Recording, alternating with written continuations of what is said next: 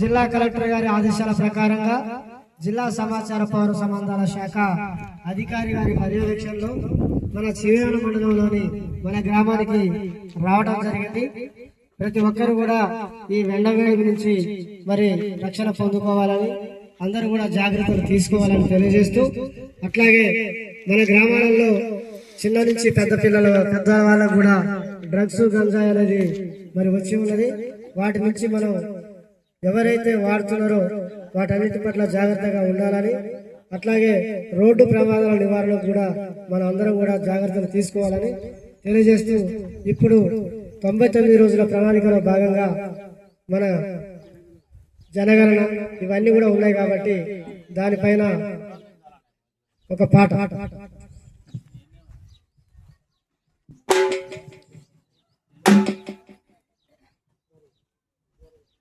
జనగణన గంట వివరాలే చెప్పాలి ప్రతి ఒక్కరి